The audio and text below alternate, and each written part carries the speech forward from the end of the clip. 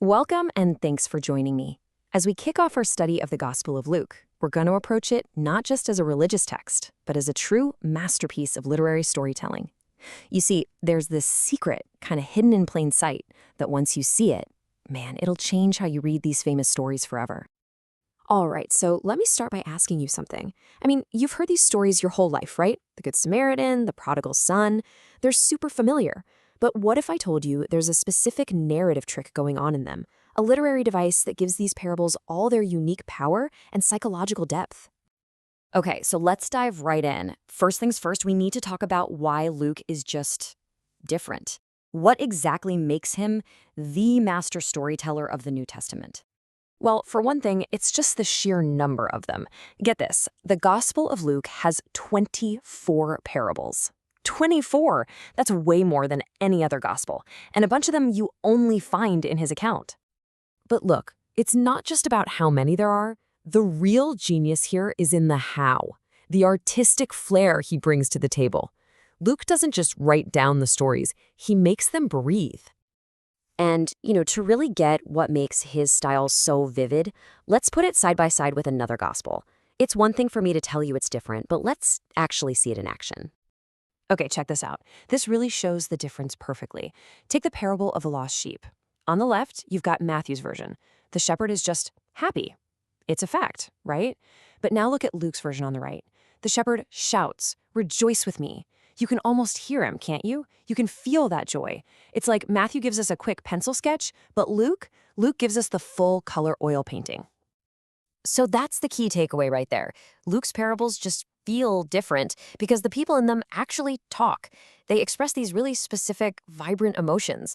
They feel less like symbols in a story and more like, actual people. Which, of course, brings us to the big question. So what's his secret? How does he do it? What's the literary tool he's using to give these characters such incredible psychological depth? How does he let us peek inside their minds? All right, here we go. We're about to pull back the curtain on this narrative superpower that totally sets Luke's parables apart. This is the key, the thing that unlocks their unique feel and depth. So the technique is called interior monologue. It's basically when a writer lets you listen in on what a character is thinking, their private debates with themselves. And what's wild is that, according to scholars, you hardly ever see this in the other Gospels. It's totally Luke's signature move. And it's a big deal. As one scholar puts it, this technique gives us privileged insight into the human dilemma. Think about that. It's a direct window, a backstage pass into the minds of these characters, showing us what they want and what they're afraid of, completely unfiltered. Basically, we get to eavesdrop. And what's so fascinating is who he uses it on. He doesn't give us the inner thoughts of the heroes. Nope. He uses it to expose the frantic, flawed, and honestly, deeply human thoughts of his most unheroic characters. Let's look at a couple of examples. Okay, first up, the rich fool from Luke chapter 12. Listen to this.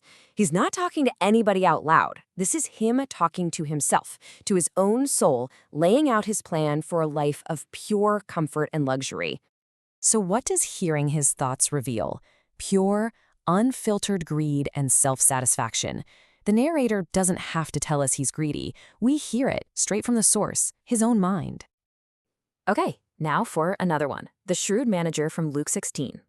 The guy has just been fired, and in this moment of pure crisis, he starts thinking out loud, running through his options. What shall I do? He asks himself. You can feel the panic, but also his pride.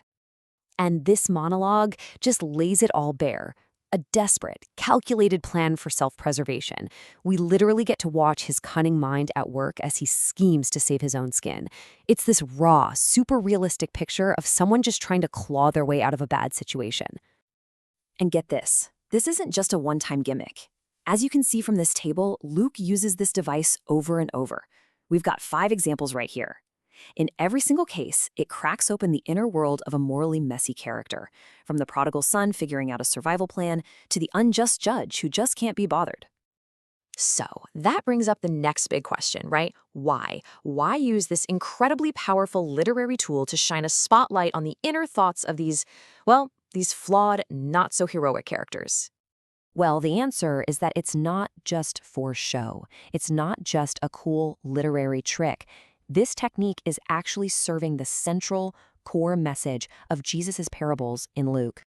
By letting us hear the unfiltered and yet often pretty self-serving thoughts of these people, Luke shows us the radical, totally upside-down nature of God's kingdom.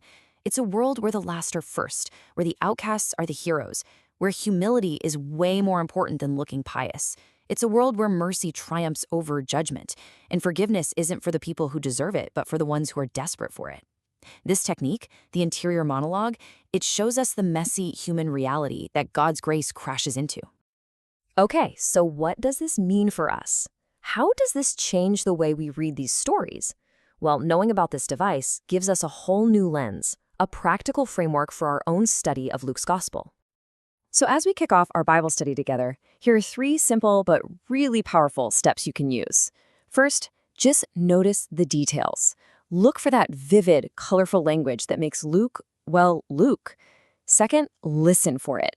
Pay super close attention anytime a character says to themselves. That's your big flashing sign that something really important is being revealed. And third, always ask, who is this story challenging? Whose expectations is it designed to flip on their head? And that really brings us to the final thought I want to leave you with as we dive into our study. These parables, they're meant to be mirrors. By exposing the frantic thoughts and the desperate plans of these characters, Luke is inviting us to ask a really tough question. Which one of these unheroic, flawed, deeply human people do I see myself in?